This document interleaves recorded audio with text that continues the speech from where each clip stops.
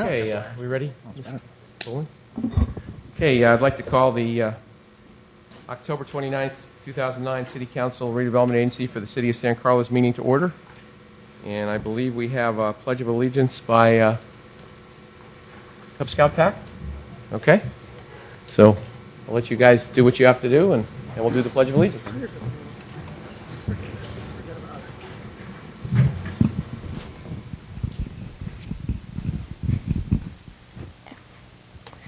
Audience, please rise.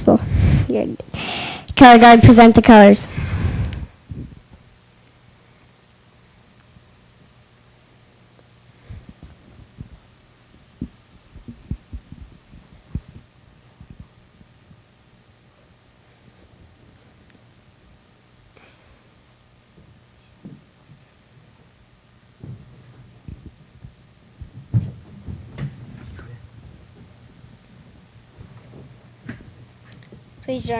Please join me in the Pledge of Allegiance.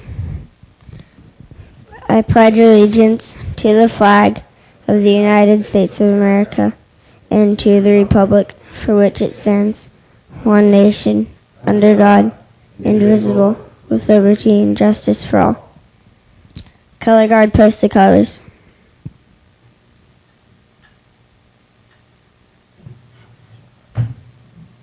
Color guard dismissed.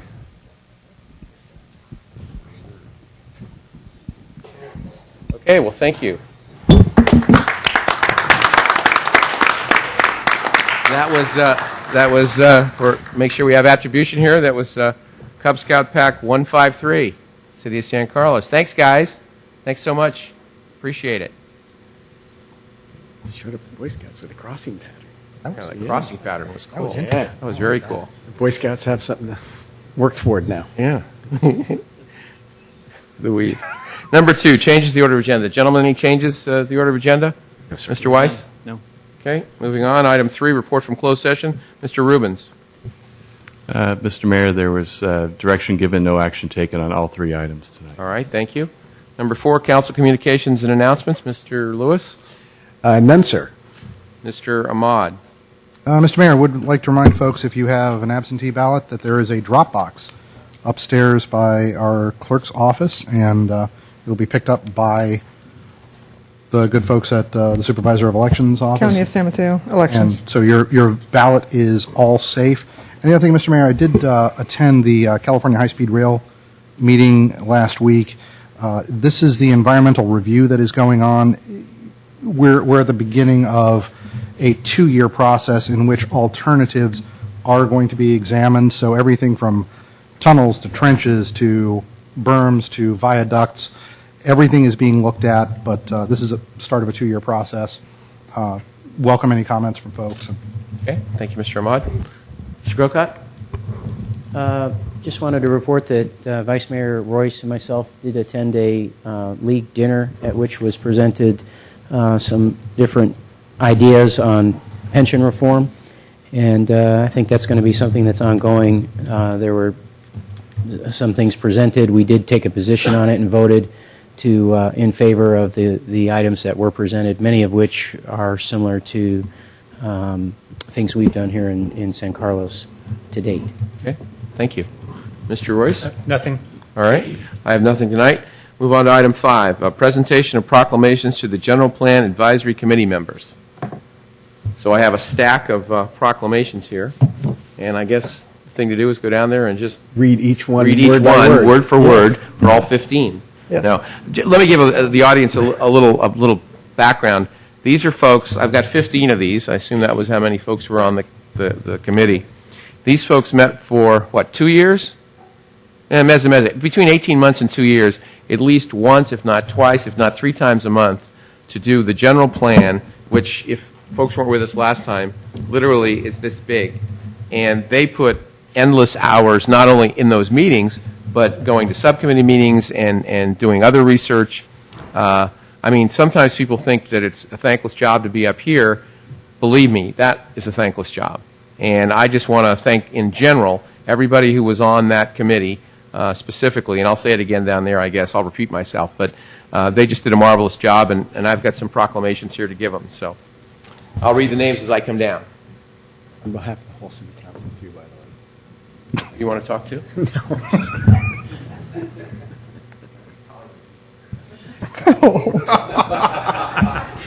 Anyway, what I'm going to do is I'm going to read the names up and off, and if you're here, please come up and accept our congratulations. The first one is the chairperson of the group, Andy Klein. I'd love to have you all speak, but if I do, we'll be here till about tomorrow. So, Andy, again, let me just read a couple things. I'll just read it for the first person here because you are the chairperson. They held 46 public meetings, including 26 regular meetings and 20 subcommittee meetings to draft the general plan. The adoption, again, will take us into 2030. And again, these people were from all parts of our community, and they volunteered their time. And we can't thank them enough. Andy, congratulations. Is Cecily Harris here? Cecily isn't here. Okay, we'll give hers to her. Mary Jo Hoffman. I don't see Mary Jo. She's ill. She's ill? Okay, well, we'll certainly make sure she gets that delivered to her. Chris Burton. Okay, Chris isn't here. All right. Donald Cook. Okay. Well, again, maybe Andy, you can deliver all these tonight, right? Jason Mansfield. Okay. How am I doing so far? Joanna Wassa. This is like a bingo game that isn't working, I'll tell you. They had so many meetings. So many meetings. They gave up. I'm going to mispronounce this name. Cave Badier? The ones on top aren't there. Okay. The ones on top aren't here, I see. Kevin Harris.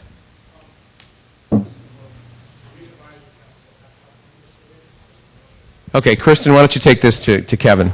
Thanks so much. Representative of the Youth Advisory Council on our committee to show folks that we have folks from all walks of life. Martin Miller. Mr. Miller, yay. Thanks, Martin. Thank you very much. I appreciate it. Michelle Margiotto. Did I do okay on that?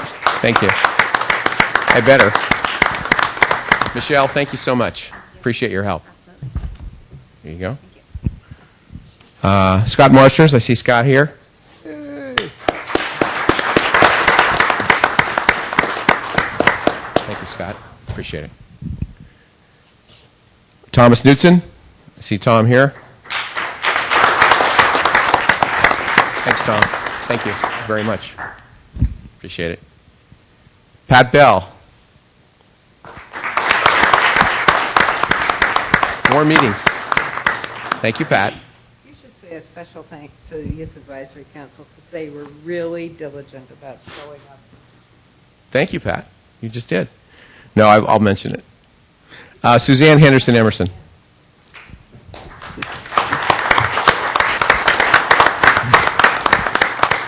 Thank you, Suzanne. Thank you very much. And again, you can't say thanks enough for folks that volunteer. 46 meetings, I can't even fathom that. I mean, in a city council, we certainly we meet twice a month. That's 24. We have other subcommittees also, but they met as much as we did, if not even more, for a document that is literally going to be our plan for the next 20 plus years. So again, thank you all for all the hard work you did, and really appreciate your time. Thanks.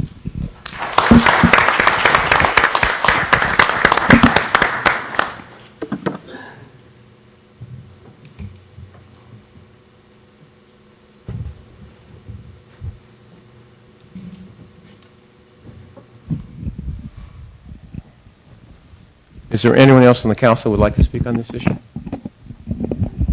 Well, I would just say, obviously, Mayor Grisilli has already extended his thanks. Phenomenal work, and we're so lucky to have such a talented bunch. And so, again, just from me and just echo probably the thoughts of all the council, you guys did a phenomenal job. We're in good hands. Thank you for a document that was well out of date, and you guys have done a phenomenal job, so I thank you. Shermod?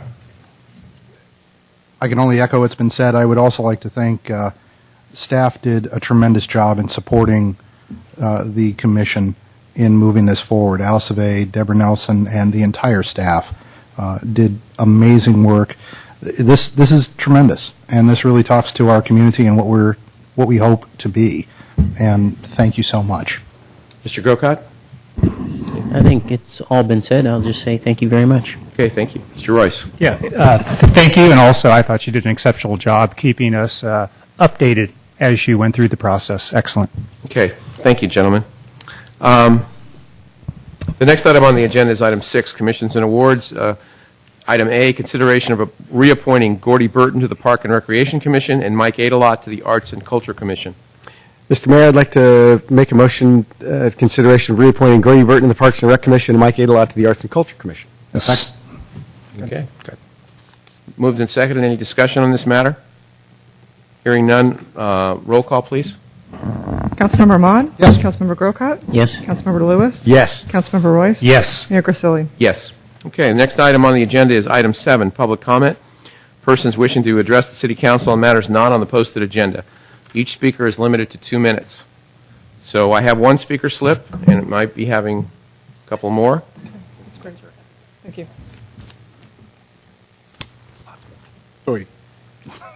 Okay. Well, looks like we have a few folks that want to speak tonight. So again, I will sort of restrict it to 2 minutes because we have a number of speakers tonight. If folks, we hear you the first time, I understand everyone wants to speak, and I certainly respect your right to do so, but let's make sure that we keep it all in good order here. All right, let me do this. Let me get a couple of folks in line. First, I have Kevin O'Neill, followed by Murray Roblin.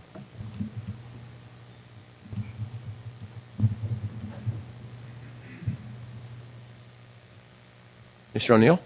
Hi, good evening. My name's Kevin O'Neill, and I live on St. Francis Way. But first off, good job, Scouts. I'm an old Scout. You guys did a great job. As I've sent most of you, I think all of you, a note explaining my concerns regarding the use of private cameras versus the privacy for citizens of St. Carlos. I just want to take a couple minutes to get this in a public forum. To recap the issue, about 9 or 10 months ago, there was a slashing of tires on Cedar. What happened from that incident, there had been a creation of a number of neighborhood watches in around White Oaks area. As we all know, Neighborhood Watch is praised nationally by police departments and by cities for all the good work that's done there. Much of the work has been successfully pushed by one individual, and to his credit.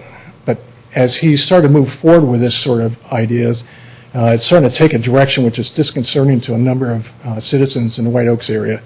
What he wants to do is push a direction that's called Enhanced Neighborhood Watch. This will be installation of cameras on private property funded by private individuals and providing some view of public sidewalks and public throughways. Then those views would be utilized through internet technology to anyone who has proper system permissions, which entitlement enrollment is commonly called E&E. San Carlos Police would be one of those organizations that would have proper permissions, so they'd have access to any kind of video feeds. I've spoken to a number of White Oaks residents, and almost to a person, they have a significant number of concerns about their privacy in and around having cameras, except for one person who thought that there would be an added value to having a camera to reduce crime. But in the White Oaks area, we've had one auto burglary in the last 6 months, with the exception of what occurred Saturday night, which I have to congratulate the San Carlos Police for being on spot and right there, took care of the issue, and we hope the offending gentleman is put away for a long time. Individual property owners, if they want to purchase cameras and point them at their front door, into their backyard, into their own house, put on IP networks, great, have at it. But as soon as you start going onto the public sidewalks, streets, there's a number of people who have issues on that.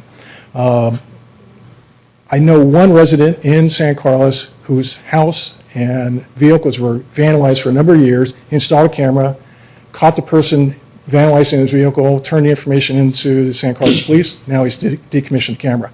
Doesn't want it anymore, doesn't need it. What I'm looking for is kind of a study done through the City of San Carlos to kind of weigh out the benefits and the issues we have with cameras on private properties. Things like maybe a structural use of privately owned cameras, a licensing or permit process of some sort, and then strong guidelines to the San Carlos Police for the use of that kind of information. Mr. O'Neill, I'm sorry. I've let you go over, but I understand. wrap it up. Bottom line is, we want to keep this the city of good living, not the city of so-called crime waves and paranoia. Okay, thank you, Mr. O'Neill. You know, one thing I'd like to mention here, not to you, Mr. O'Neill, you can go, just in general, sometimes we get emails.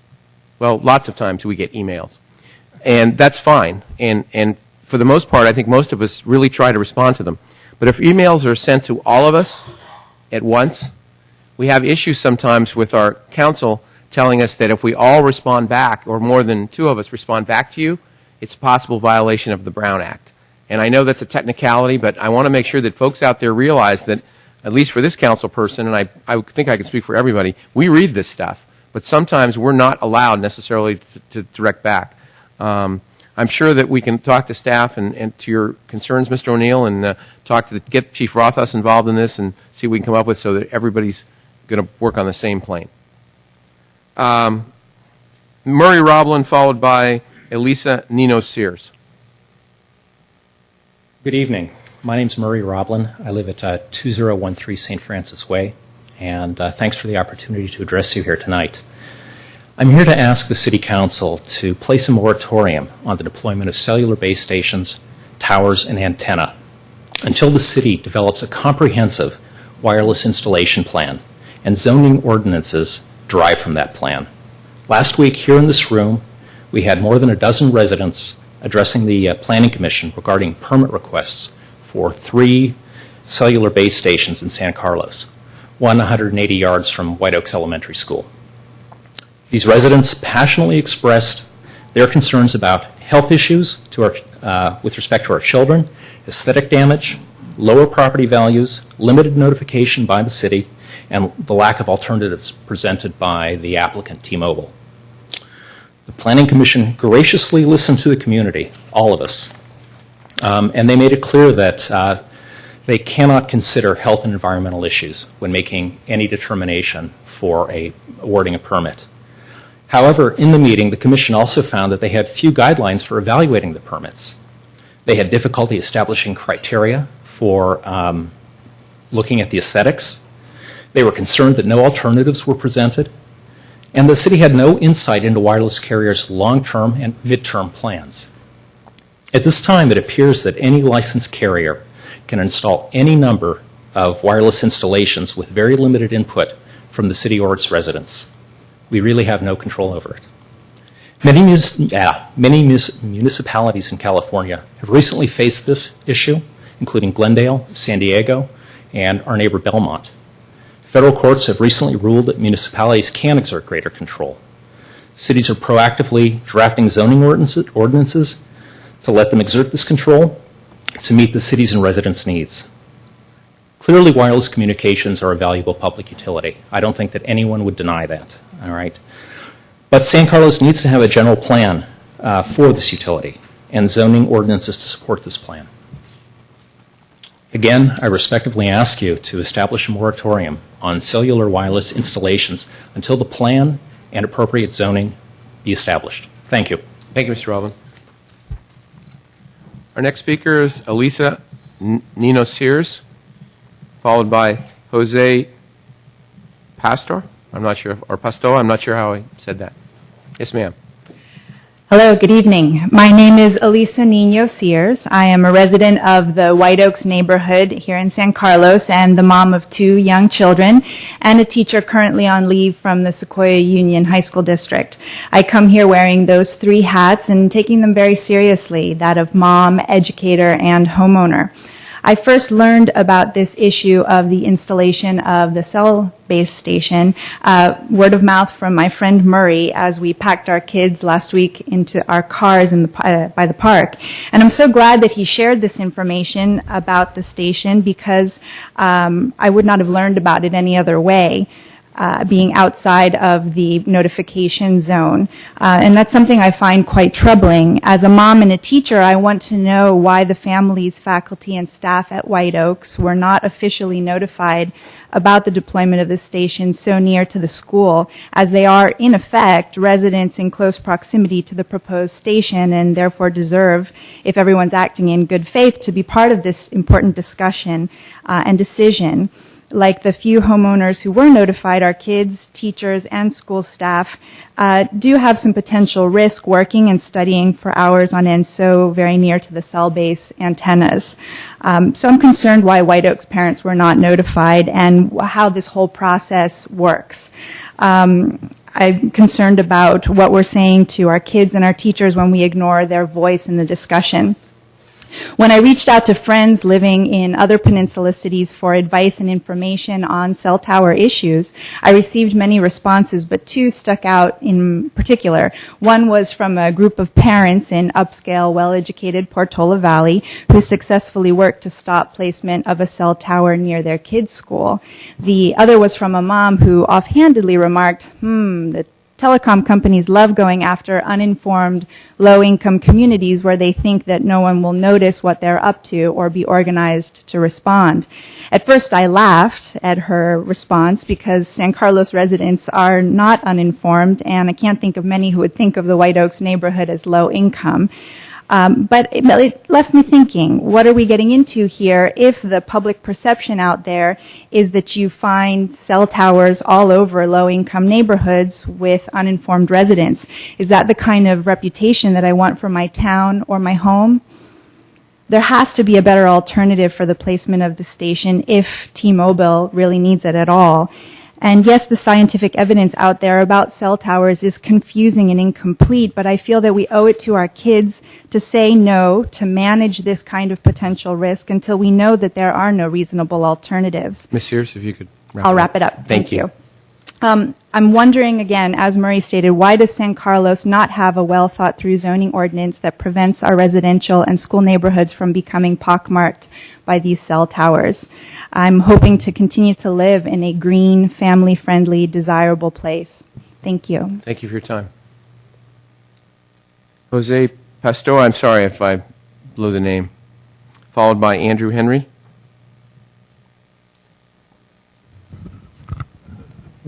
Good evening, council members. I'm Jose Pastor. I own and live at 824 Sunset. Here to talk about the topic of the T-Mobile towers, one to be placed on Sunset. Really, there are three things that I wanted to talk about as we think about our city of good living. You know, there are certainly some permit practices in place that enable us to talk about why it's a problem to bust up views on the hills where in fact, a big fraction of the value of those homes is what you can see out the window without a giant tower sitting in front of you. But what does seem clear after looking at this and spending some time with the community is that we're going to spend a lot of energy doing this for each of the carriers as they try to button up and sew up the coverage in the hills. And so this notion of having a plan in place, a framework which have good buy-in with the community so that we can not worry about missing the 10-day notice, for example, and having to come and speak up, a good zoning policy in effect for cellular antenna.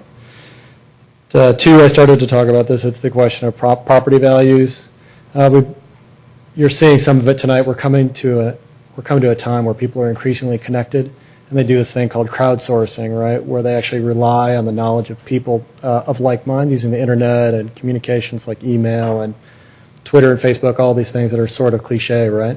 Whether it's cliche or not, what it does mean is that people ask what's around, and judging by the response of people in my socioeconomic group, people with kids, cell towers are a big negative impact on your property value and your desire to live in a neighborhood. So that's two.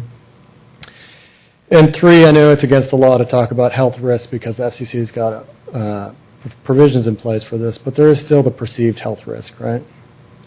Over the years, there were times when fertilizer was fine, and now California condors almost went extinct as a result of it. We don't really know what's going to happen. So whether right or not, there's real perceived risk that impacts our home values in addition to the aesthetics. So if we can think a little harder about that, to find good zoning rules so that we don't just have a question like we do with T-Mobile where we've got a coverage map that shows great coverage all through the hills, and then get a packet that says, hey, we need to put a tower right in the middle of this spot that's already green. It'd be great to keep us happy as residents so we don't have to do a lot of work and can save all of us a lot of time by doing the work up front instead of 20 times over because it's going to keep happening, right? Okay. Thank you for your time. Andrew Henry, followed by John Beers or Byers, I'm not sure which. Thank you. My name is Andrew Henry, and I live at 515 Park Avenue. I actually live at one of the locations in front of which one of these cell towers is proposed to be installed. I found out about it 10 days before the Planning Commission was to rule on granting a permit to T-Mobile and give them authorization to go ahead and install it. I agree absolutely with the three speakers who have spoken already. Let me just add a little bit more color to this so you understand a bit about what T-Mobile is proposing to do. On a 1 foot wide telephone pole in front of my house, which is literally just between my house and my neighbor's house, right on our sidewalk, will be installed 7 feet tall, 7 feet above the ground, 4 equipment boxes. So you can begin to get an understanding of what this thing is going to look like. The 4 equipment boxes roughly range from about 1.5 feet to 3 feet in height, roughly range from about 1 foot to 3 feet in breadth, and about 1 foot or so in depth on a 1 foot wide telephone pole. As I said, extending from 7 feet up, which is here, to another 8 feet above that, so about a total of 15 feet.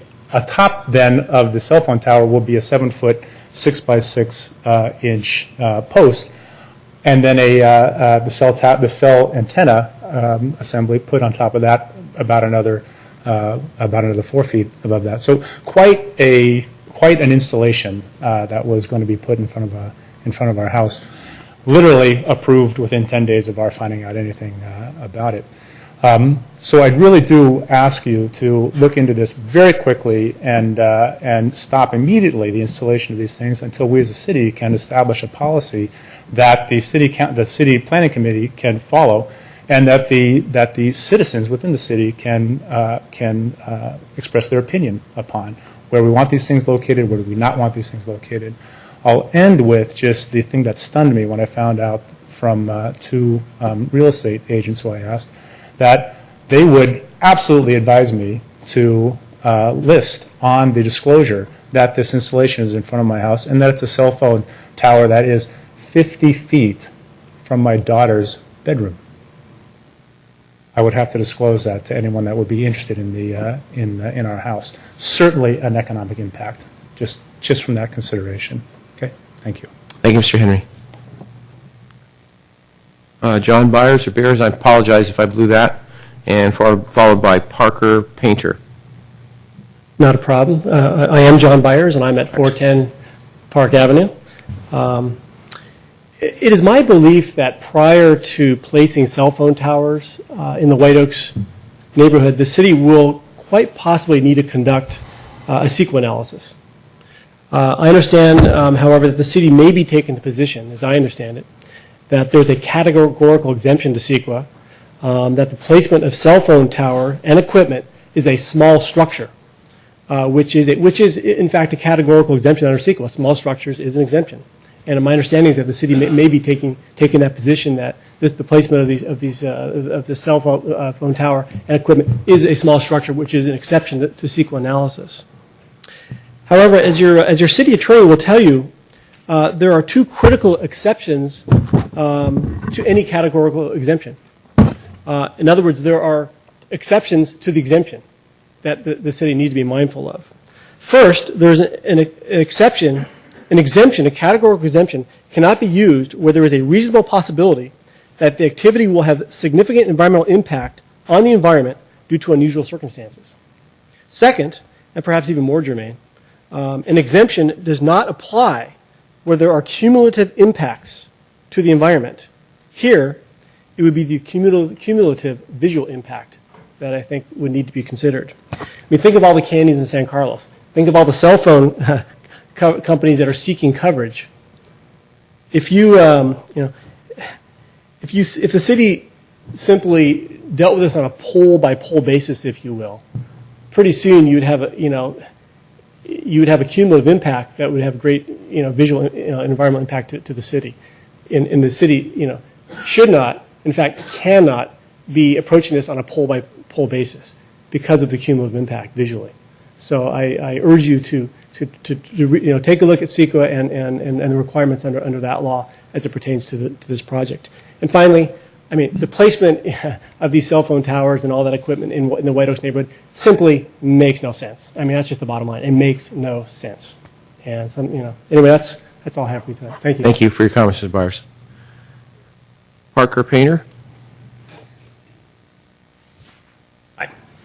I'm Parker Painter. I live at 791 Sunset Drive. I'm the third homeowner who's going to have a cell phone tower put in my property. I really can't tell you how strongly I feel. I do not want a cell phone tower installed on what may be a public utility pole. It is on my property, and I'm outraged at the idea of putting it on my property. The pole they want to put this on is literally 20 feet from my daughter's bedroom. Right at that wall from here is where the pole is. If you take into account the height of the floor, the actual transmitter is 43 feet from her bed. It's just too close. It's outrageous. It will impact the appearance of the neighborhood.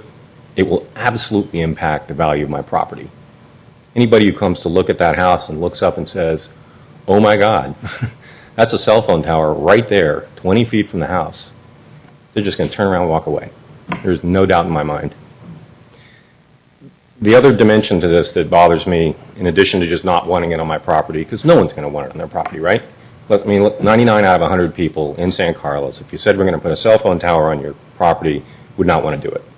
So it's just the unfortunate people who have to get chosen by T-Mobile for whatever random reason. We're the ones who have to bear the brunt of it. But what irks me is there's no incentive or regulation or requirement for them to evaluate other locations. I was here the other night when T-Mobile was presenting their case as to why they were going to put it on the pole at my house. And on the photograph, the aerial photograph that showed my house and about 4 others, there was a perfect location.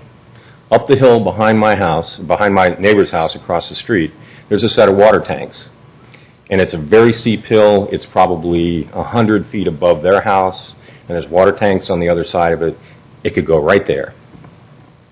They said they looked at it. And the reason they don't want to put it there is A, they will have to put in another pole, and B, they'll have to cut down a couple of trees. So we're not providing any incentive for them to actually take into account the neighborhood's concerns. We're basically letting them off the hook and saying, oh, wow, there's an existing pole in Parker's front yard 20 feet from his house. Let's use that. It's just not right. It really isn't. And I ask you, please don't make me and the other 2 people be the only ones who wind up with a cell tower on the top of the pole in their yard, just because we haven't gotten to the point where we're going to write some code that actually addresses how this should be done in an organized way. If this thing goes in the next week or 2, I know it's never coming out. We may not put others in at other people's houses, but I would ask that you follow the recommendation from the first speaker, which is a moratorium on these things until we can get sorted out what the policy is. That's all. Okay. Thank you, Mr. Painter. I'm sure the other members of the council are concerned as I am about the whole issue. I remember I was on the Planning Commission in the late 90s, and I know the FCC has a lot of rules and regulations, and sometimes we don't have the flexibility relative to other items in the city that are built. But Mr. Weiss and Mr. Rubens, I'd really appreciate if we could do some analysis on this, and instead of bringing it back to us in 6 months, not that you would, because there's a lot of stuff, but I can't believe we're the first city that's being impacted by some of these poll situations. So I'd really appreciate if we could get back in November, if we could, at the second meeting at least, if not the first, but possibly the second.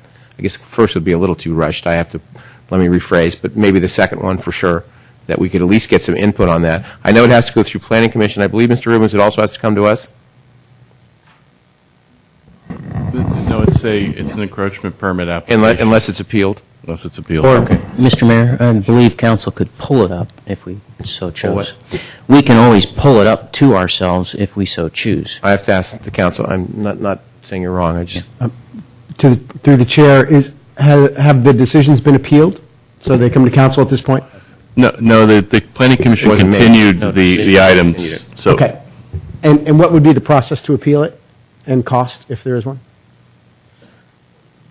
I don't have the cost in front of me. It's established in the code. But I should indicate that the Planning Commission has continued the item to review it further. The city attorney is doing an evaluation and analysis of what our authority might be, or what our parameters for that authority might be, and that'll be reported to the Planning Commission at the next meeting. And so we can certainly share that information with the council. I want to make sure we're on top of this. Mr. Lewis? I just wanted to say, given Councilmember Grocot's point, if there was a cost to appeal it, and if the council's interested in bringing it forward after the Planning Commission's done their thing, I certainly would be interested in bringing it to council without the parties having. I don't know. Is there a vehicle for that? Precedent for that? I'd have to review the code, but virtually every city I've worked with has had that policy. So we'll check that here and advise the council as to what the process would be for pulling it up. Okay. Thank you very much. Thank you, gentlemen. Thank you, folks, for your comments. Anyone else on public comment? All right. No. You've had your time, Mr. Painter. I'm sorry. Otherwise, what happens is then the other gentleman says, "Oh, wait a minute. I have a thought, and I apologize." Sorry. Believe me, this is not a done deal tonight. You'll have plenty of time to speak before the Planning Commission and the City Council in the future. Mr. Painter, please, I'd appreciate it if you didn't speak anymore. Thank you. Item 8, approval of consent calendar.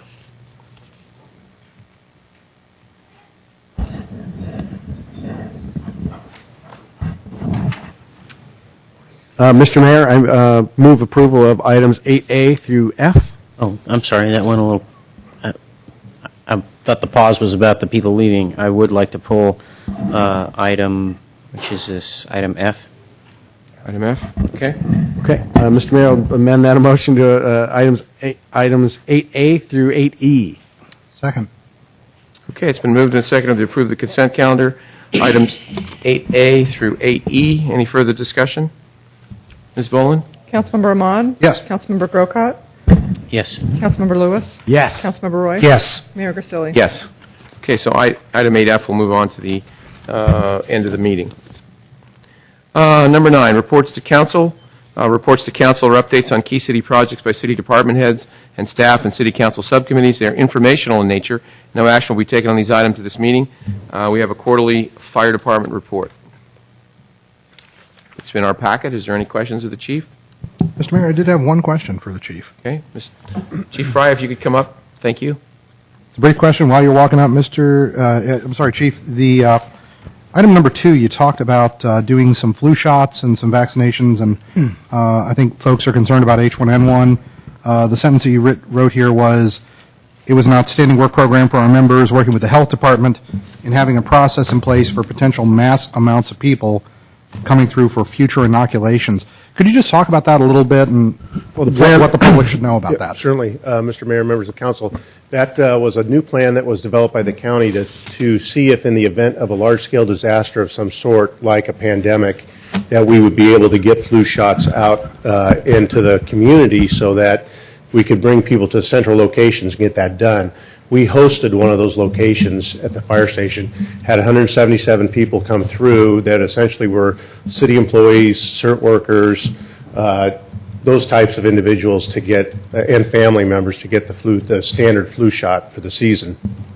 We're hoping that in the future, if the county gets the correct allotment, that we can deal with the H1N1 or any other potential resources that are available for us to go through that program and have it be available to the community.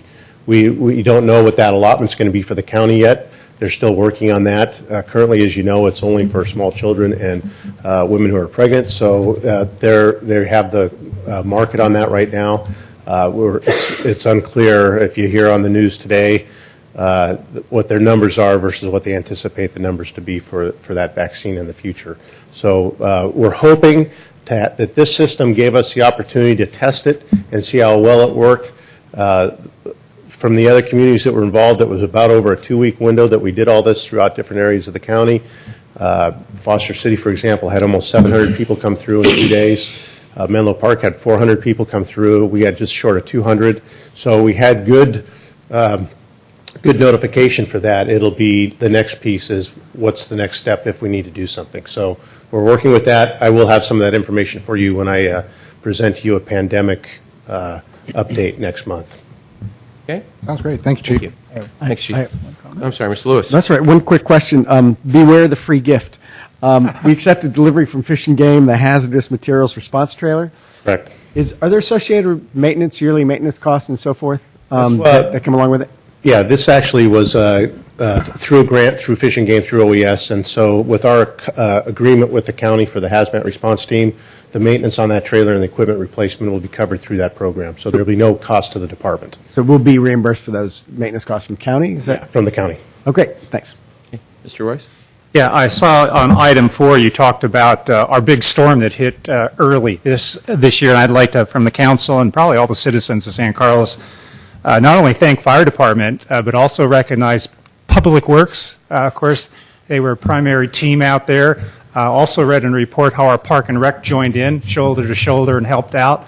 And even saw whoever that citizen was out there in that one street with a rake by a storm drain. I mean, we had all those teams out there working that one day when all the rain came down. So thank you to all.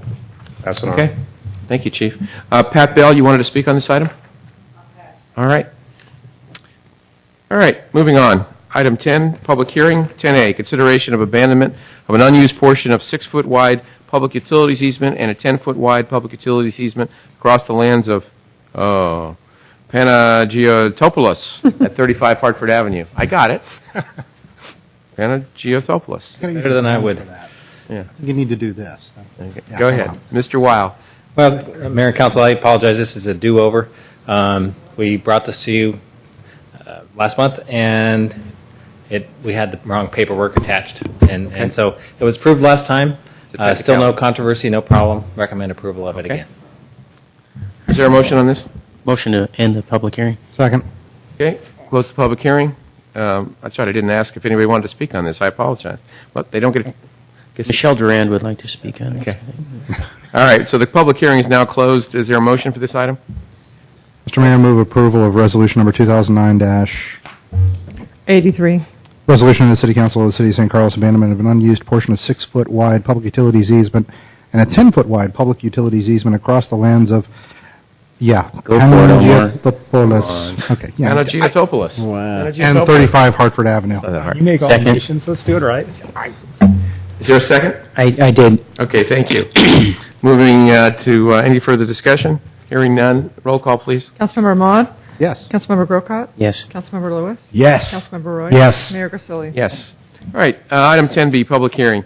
Consideration of adopting urgency ordinance of the City of San Carlos pursuant to Government Code Section 65858A, imposing a moratorium on new billboard structures within the City of San Carlos. Mr. Rubens. Good evening, Mr. Mayor and members of the City Council.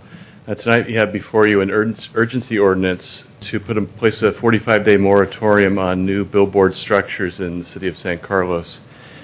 My staff report shows what the history is, but we have a pending application for a billboard structure, and there's litigation involving being brought by members of by a plaintiff in federal court, and the issue that we're trying to deal with here is reviewing a comprehensive review of our sign ordinance to see if there's any infirmities that we need to deal with, and have a timeout for this 45 days so we have time to study that and for the benefit of the public peace, health, and welfare.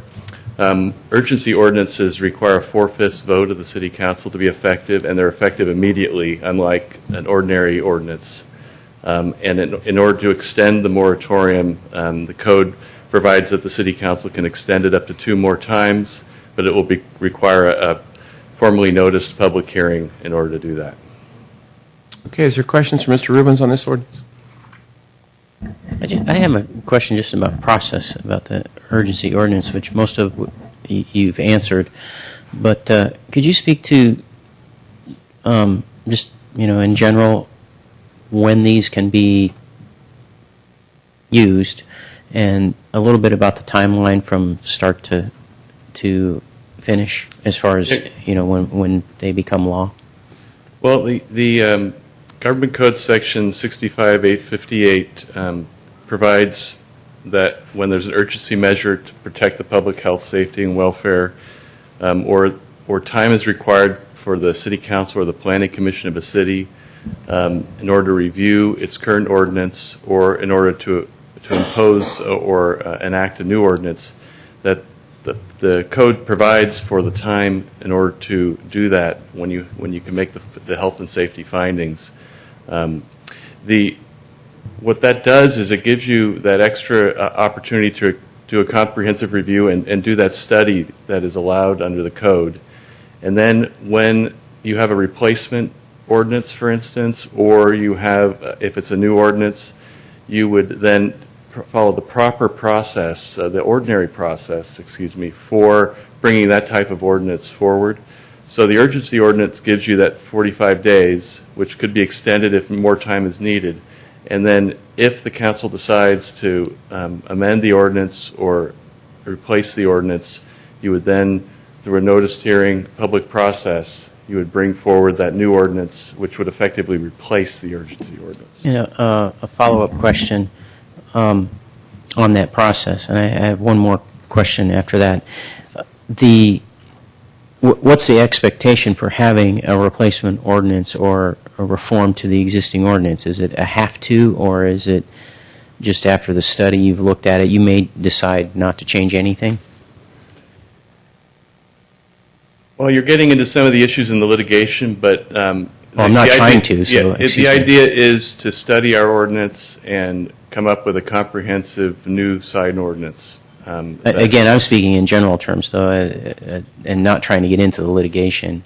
But can you say to it generally? Well, generally, we are going to review the sign ordinance and see if there's anything in it that needs to be changed. If we do need to change it, we'll bring it forward again. Okay, and then just to be clear, we're talking about sign ordinance, but in this case, we're specifically dealing with a structure and not a sign. That's correct. The moratorium is only to one part of our current sign ordinance, and that's the billboard structures. Billboard structures. Okay, thank you. Okay. Any questions for Mr. Rubens? We have a speaker slip. Pat Bell.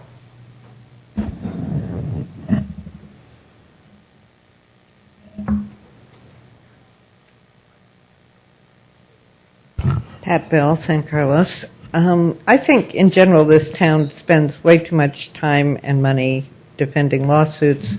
But in this case, I think you ought to defend it and change the ordinance and do whatever the heck you have to do to keep us from having a political sign the size of that wall. Who needs it? You know? Oh, good work. Keep Thanks, it up. Pat.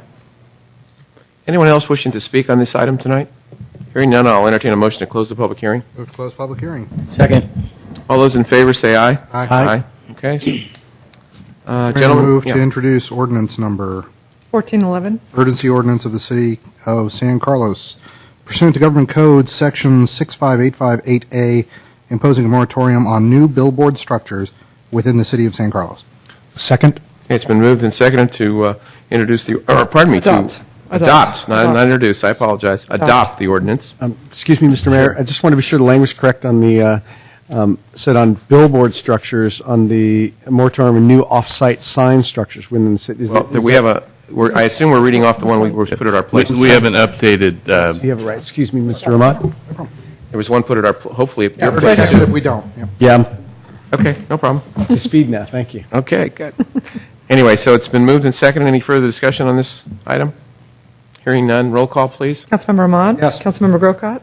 Yes. Councilmember Lewis? Yes. Councilmember Royce? Yes. Mayor Grisilli? Yes. Okay, thank you. Moving on to new business, number 11. 11A, consideration of moving the red light camera photo enforcement camera from westbound Britton Avenue and Industrial Road to eastbound Holly Street and Industrial Road and extending service agreement with Redflex, Inc. for an additional 2 years. Chief Rothfuss. Good evening, Mayor Grisilli, members of the City Council. The staff report that you have before you is actually a strategic planning update item. At the last strategic planning session that we had, the City Council directed that I come back before the Council to update you on the red light camera project and make any recommendations that we might have for removing the camera. So now that we are in year 2 of a 3-year contract on the red light camera, we really have 2 options. The first option is to... Chief, why don't you hold it a second? Sorry. Maybe it's... Ms. Boland's getting a call. Let's all listen. It's the red phone. Is your refrigerator running? Sorry, Chief. The mayor's red phone? I've never heard that phone ring. What is that phone? That's the bat phone. That was your chance to talk to President Obama. Damn. Sorry, Chief. No problem. So now that we have 2 years through a 3-year contract, we really have two options at this point. One is to go ahead and leave the camera where it is and let the contract expire, which will occur in about a year from now. And the second is, the one that we're recommending, is to consider moving the camera to a new location. And in order to do that, Redflex has said that they will go ahead and make that move. They'll move that camera for free for us, but they're asking for a 2-year extension on the contract. The letter that Redflex has says a 2-year extension out to 2013, but 2013, if you do the math, is actually a 3-year extension. So my understanding is 2-year extension, and that's what we'll work with Redflex. So here we are, to your point. The staff report went into the results of what's happened so far since we've had the red light camera. We started with approximately 10 red light violations a day at that intersection. That intersection is a busy intersection. We do have a surprising amount of pedestrian traffic through that intersection because of the businesses and then the restaurants across the street where people eat. So, and we're happy to say that we've reduced the red light violations at that intersection by 80%. We're now down to 2 a day. Which tells us a couple things. First of all, the public safety threat with respect to red light violation at that intersection is greatly reduced. And the second thing, unfortunately, too, is that the camera, the revenue, we're in the negative on the revenue with respect to the camera. Obviously, this council's never approached this subject as a revenue-gaining project to begin with, but we have to be conscious of where we're at economically with the project, and we're in the red on terms of revenue. So the recommendation is to go ahead after our surveys and move it to eastbound Holly Street at Industrial, where our last survey said we had about 20 violations in a 12-hour period, and we will go ahead once we'll obviously survey that one more time before we go up and running at that point. So in terms of what do we do now, if we want to go ahead and do that, if the council approves that move, we have to go through an application process that could take us 2 to 3 months before we're actually able to physically move the camera, and we have to do a permit with Caltrans and PG&E. And then after that point, we'll probably do one more survey to make sure that we have that violation count and go ahead and move the camera. So that's it. I'll be glad to take any questions you might have. Questions for the chief? I was curious, Chief, about the. It seemed like the holidays, when the shopping season goes up, there's more violations. I know last year I seen that thing flashing when I come off the freeway, because they're late left turns trying to get into the marketplace area. So did you factor that into the numbers here? No, we really didn't do that. But what we do know is that we're in the red on that camera, and we're about $35,000 a year, I think, running at an annual pace. Administrative Services Director Jeff Maltby figured that out for us, and I think we're at about $35,000 negative on that in the 12-month period.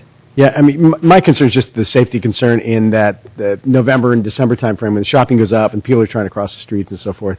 I frankly wish we had a camera at both intersections. But, it sounds like, though, he said that it's going to take a couple of months to do, so in effect we might catch part of that camera will be in place through the holidays. We will not be able to move that prior to the holidays. It'll take us at least 2 to 3 months to move that camera.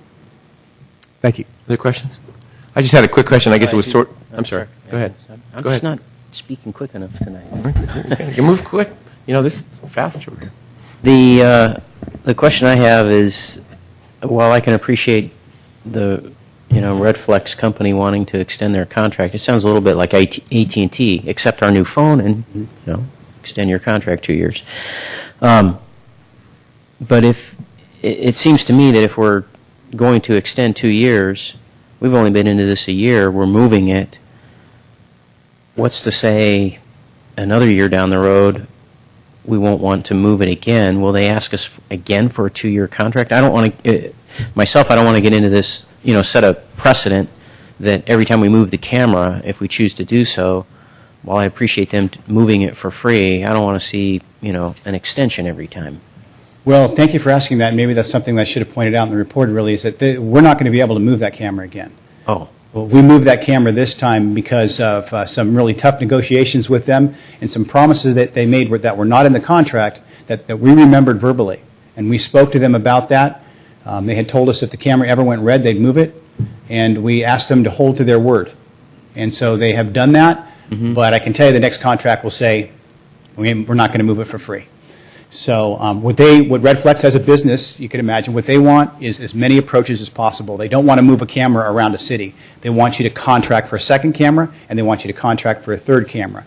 But we kind of had them in a rock and a hard place because of the promises that they made, and they eventually agreed to move the camera for us. And just a follow-up question then, so we move it to Holly and, industrial.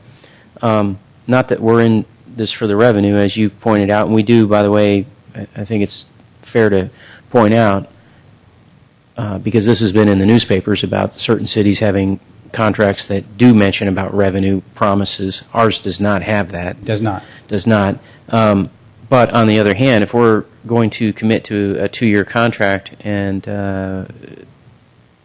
we're running into the negative, I don't know. Is there any out? Do we want to? I suppose that's something for the council to discuss, perhaps a little bit. Is where do we want to? How much into the red do we want to be before we decide? Well, excuse me, just to have a brief discussion, Mr. Mayor, if it's okay. With the potential in and out sale, and with PAMF, and I think this was our highest scoring intersection the first time through, if I'm not mistaken.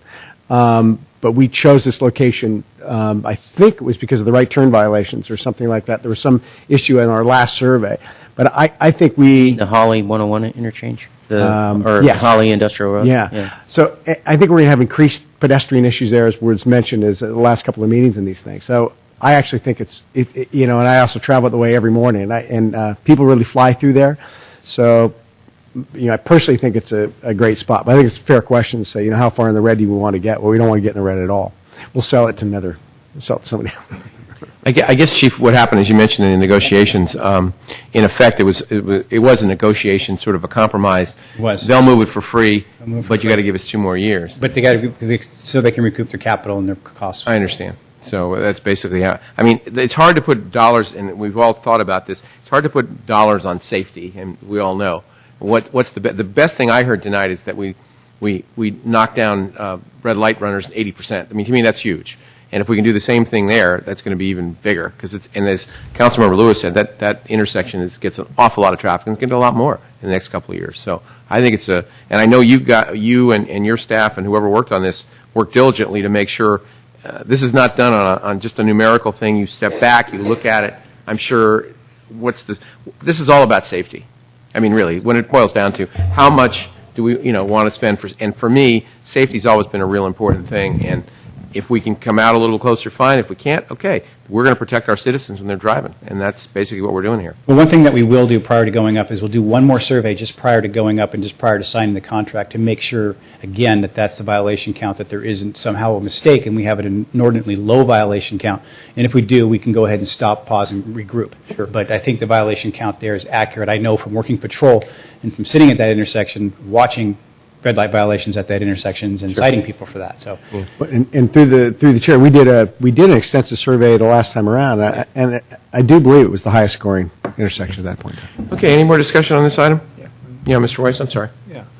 Yeah, I had a time to sit down with the chief this morning. Actually, we talked on the weekend once too. I'm very interested in cameras, and overall, I'm kind of 40-60. I mean, 40 favorable towards this. I mean, you can't go wrong. It does provide another level of safety at a dangerous intersection, or any intersection can be that way.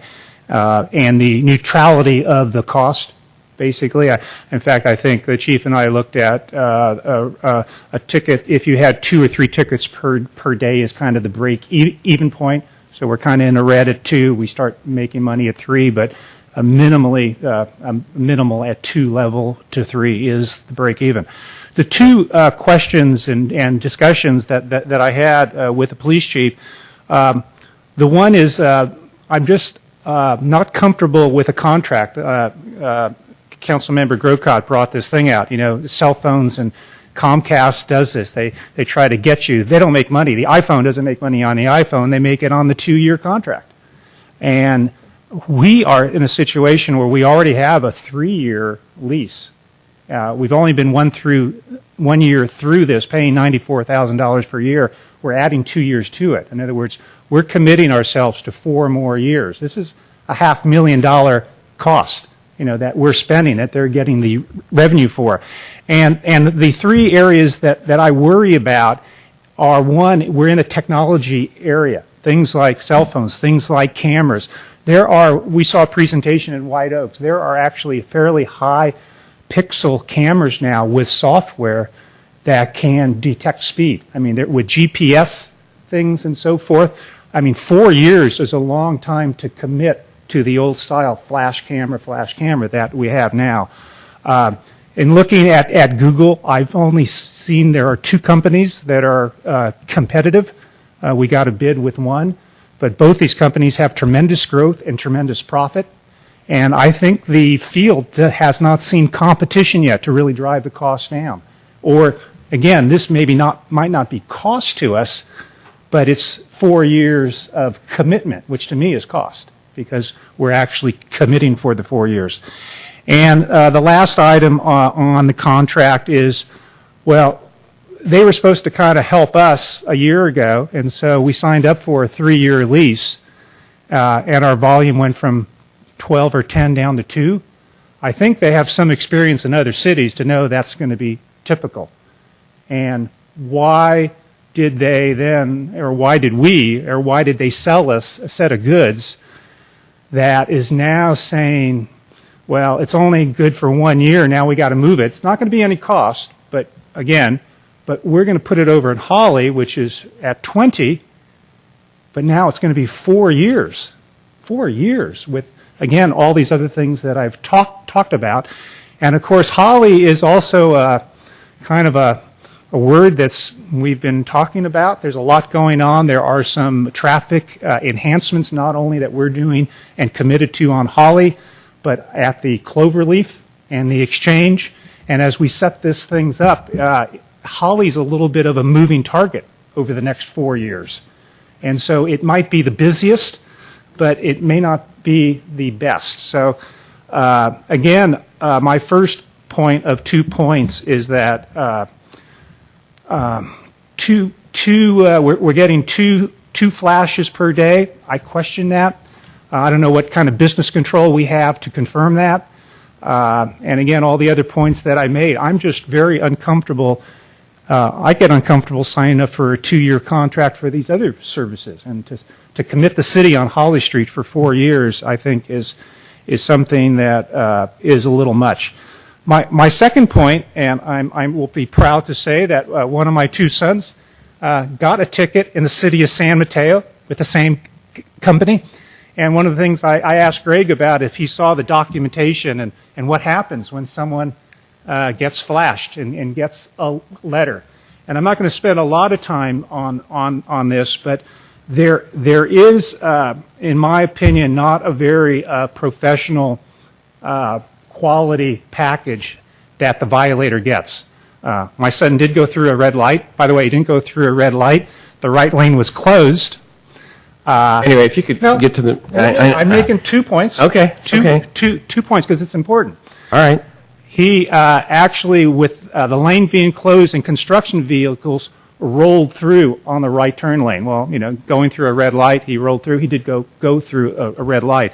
But when he gets the notice of traffic violation, you read the front and back. You don't know what the bail is. You look at it. It mentions bail 3 times. And it finally says that you'll get a courtesy notice. They call it a courtesy notice with the bail amount. And then later on, you get another document that has the amount, but then there are fees like court processing fees, application fees, convenience fees, and plus if you decide to go to traffic school. So one of the things I talked to the chief about is, we're basically having on one side the advantage of having a company do this for us. But when it comes to cameras in neighborhoods and using technology, and I think the future of a lot of our police department will depend on these technologies. But I think we really have to be careful that we don't irritate the customer.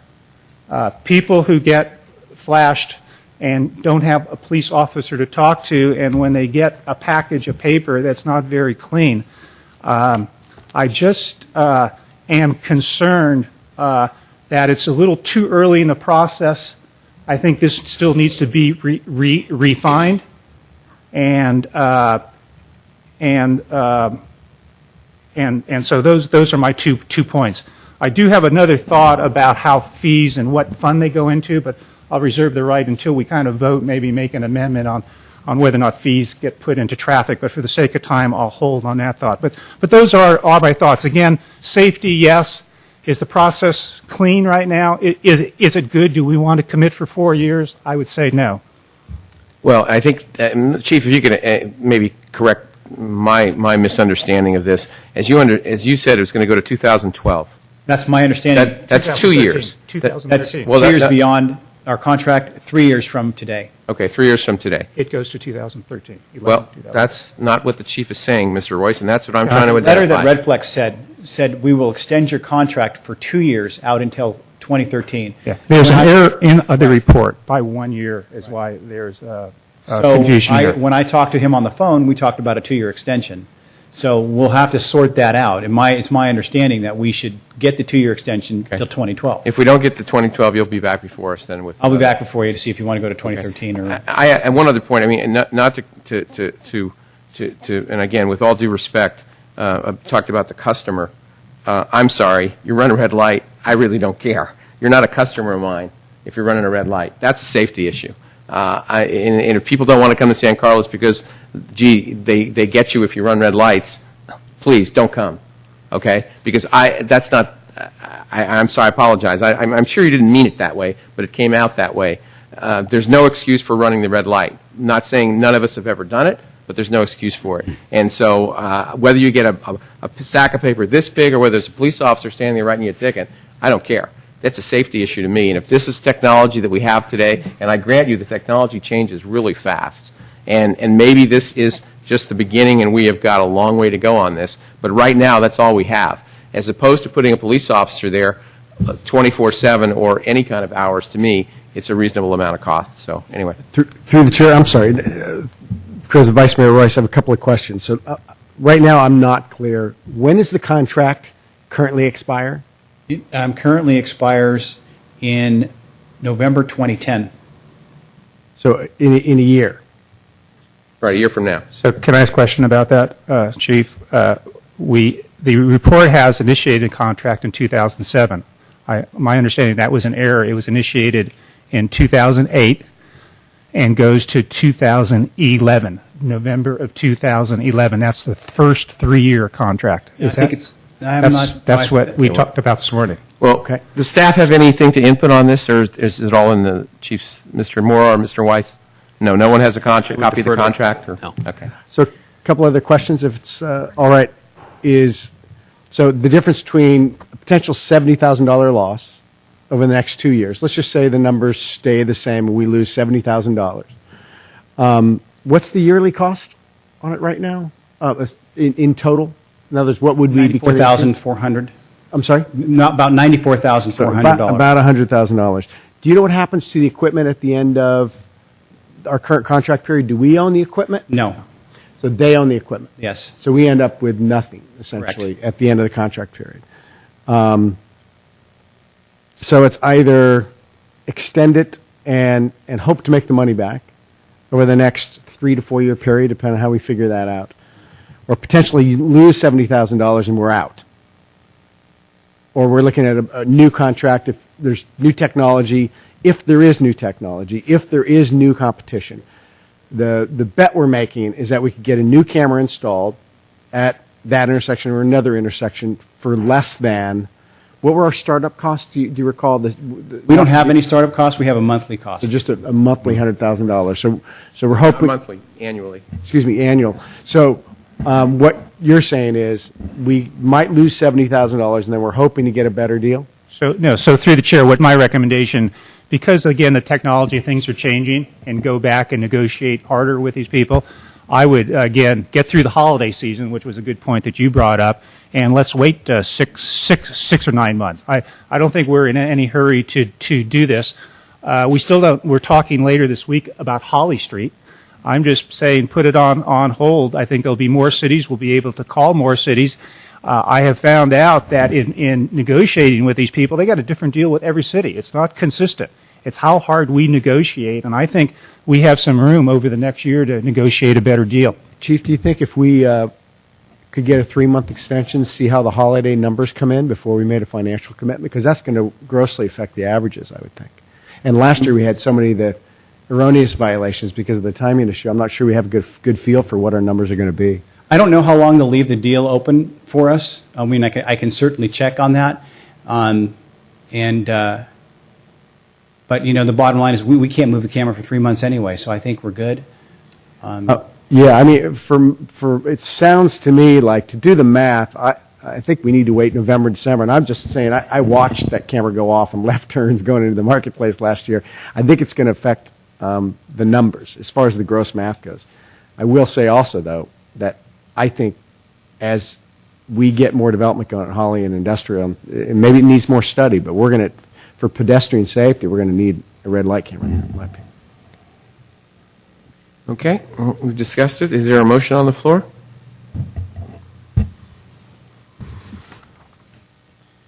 Or not? If we wanted to reconsider this in January, do we need a motion? Can we ask the chief to see if we can wait to January? Mr. Rubens? That's going to affect the offer. Well, continuing it is actually no action on the extension, and it could be brought forward. And I don't know whether or not the offer's on the table still in the future. That's the concern I'd have. Is we don't have that information. It sounds like, but excuse me, through the chair, if the chief could find out if we can extend the offer to January, and then if it wasn't, it could come back to council. Yeah, and one other question, Chief. Assume that they're going to move it for free and they wanted the extension. We have any estimate of what it would cost to move it if we had to pay for it? Yeah, they wanted to charge us somewhere around $70,000 to move it. Just to move it? Just to move $60,000-$70,000 to move it. Do they have any that opening? That was their first offer. Do they have any openings in their company for a CFO? Yeah, I know. Or stock options? My son's home on winter break. I bet you he and somebody else could get that thing It moved. sounds like a... Mr. Mayor? Yeah. Not to make a light of this, but... I would like to offer a recommendation that we at least postpone this item until our next meeting or whenever it could be re-agendized, and allow the chief to go back. And I think the message he could take is this council is not bought off on this. I think Mr. Royce brings up some very good points, and at least give the chief or his staff the opportunity to go back and talk with Red Flex and send the message, we're not bought off on this thing, and try to strike a better deal. I'm in agreement with Vice Mayor Royce that this technology could change, and we could also see other companies come into the market. There's only the two. And I'm also in agreement with him about the paperwork, and with all due respect to the mayor, I think what he's saying is, yeah, people who get caught running a red light, that's one thing, but there's also due process, and there's a proper way to treat people regardless of whether they broke the law or not. And I've seen this paperwork before. It is rather confusing, and it leaves one wondering what's their rights and what are they to do and so forth, which is, I think, why a lot of people just fold and give up on these things and just accept the payment and go for it. Well, it sounds like the council, not to interrupt you, it sounds like the council wants to hold us in abeyance for a while. So if you have do you have any questions of us, Chief? Or any other comments that you'd like to make, please? Just basically would see if I can get some clarification on direction. One of the things that I could theoretically do, I believe, is to still move forward with the permit process with both Caltrans and PG&E to clear that intersection in the event the council decides they want to go up there. I think we can do that without making a contractual commitment to Red Flex, and I think without any payment out of pocket, we can go ahead with the permit process in the event we go up. I'll have to double check that, but if I can get direction on, hey, it's okay to go up with the permit process, providing, commit us to that intersection, that might help. It certainly makes sense. Mr. Rubens, do we need to, is there any separation there, or can we just tell the chief to try to work through that? Yeah, I'm just looking at the agenda items. If it helps the chief, here's the things I think we talked about, though, just to be clear.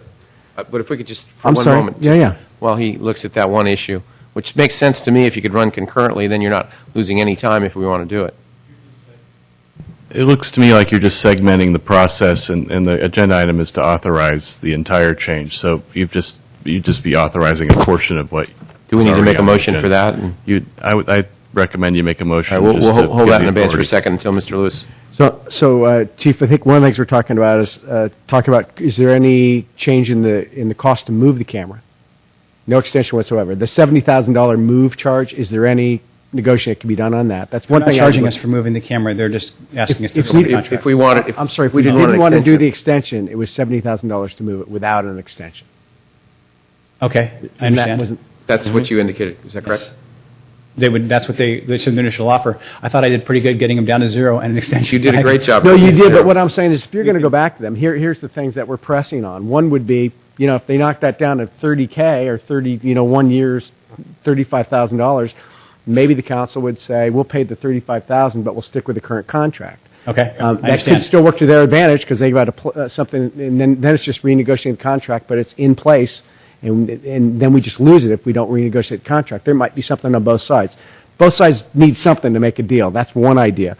The other idea is just extension relief. 1 year extension relief versus 2. And that might change the economics of it.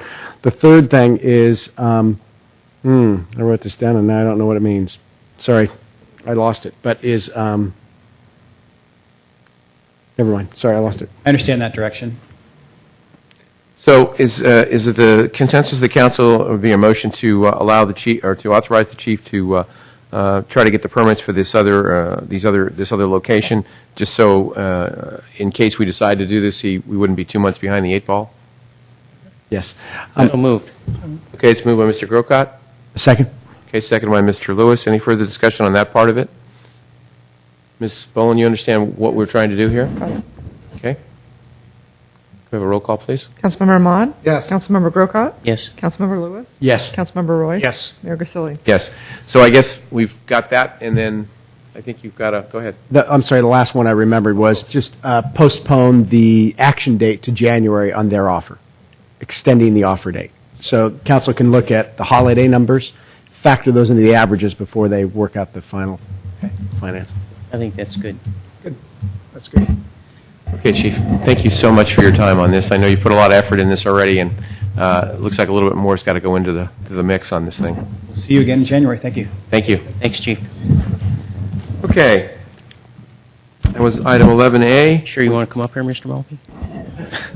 Oh, did you get it all out of your system there? Okay, we have to go back to item 8F. Authorize city manager to execute a 1-year extension agreement with Mays & Associates for fiscal year 2009-2010 audit services. Okay, I pulled this off the agenda because I'm a little concerned about just going on and on and on with the same company doing audits. Myself, I think it's an important process, and I think it's important to get another set of eyes on that process every once in a while. And we've been with this company, it looks like, since 2005. In my opinion, 3 to 4 years with an audit company is about the time you want to go. So I don't know what the pleasure of the council would be. I don't think we're in a position necessarily to go out for RFP right now. We'd be behind the 8 ball to do that. But perhaps we can move on this item. But if there might be some other discussion by the council on it to give staff direction that, 1-year contract's okay, but we're going to want to see an RFP the next time around because of just that. As I read the staff report, that's what's going to happen. Yeah, that's correct. It's our intention to do an RFP for the next go-around, which would be fiscal year 2012. I mean, this is looking out a bit into the future, but because of the way the audits and the budgets line up and the way the audit firms have to do their work, we've got to engage them. They're always working a year in advance, so we've got to book them, essentially. A typical tenure for an audit firm with a municipality, as you said just a moment ago, Councilmember Grocott, in my experience is 5 to 10 years. This put us at 6 years. So it's still within my comfort level with the firm. However, I would also like to see us go out and test the market if for no other reason than cost alone. But we did this past year make some pretty substantial changes to the structure of the budget, as you recall, working with the Finance Committee. We also just recently implemented the new OPEB, other post-employment retirement benefits, or the GASB 45 trust. So we've got a couple of large-scale new accounting issues to the city that this accounting firm has helped us set up, and I'd like to develop a little bit of an audit history if we were to end up with another accounting firm. So that'll give us just a few years with some of these new procedures with Mays and Associates before we issue the new RFP. So when would we be talking about issuing a new RFP? We would actually issue the RFP probably in May of 2010. So it'll be the end of this fiscal year that we'll put out the RFP, and then likely engage a firm over the summer that we would then book for a year out. That's how the firms work. So in effect, this could be the last year that they would do the audit, because from what the staff report says, it says you'll bring a new an RFP for auditing service for the year ended June 30th, 2011. Correct. Okay. This could be, but like you said, in the We would spring, have we're going one to audit left with get an them. RFP. Any other questions? Okay, hearing none. Thank you. Thank you. So is there a motion? Make a motion to approve item 8F.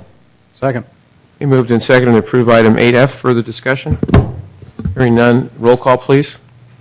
Councilmember Ahmad? Yes. Councilmember Grocott? Yes. Councilmember Lewis? Yes. Councilmember Royce? Yes. Mayor Grisilli? Yes. That's the last item on our agenda, but I believe, Mr. Rubens, we're going to adjourn to closed session. If you're not completed with the closed session item, Right. you can adjourn to closed session, then we can report out again at the end of the meeting. We'll do that after we do that. All right, so that's what we're going to do. Thank you.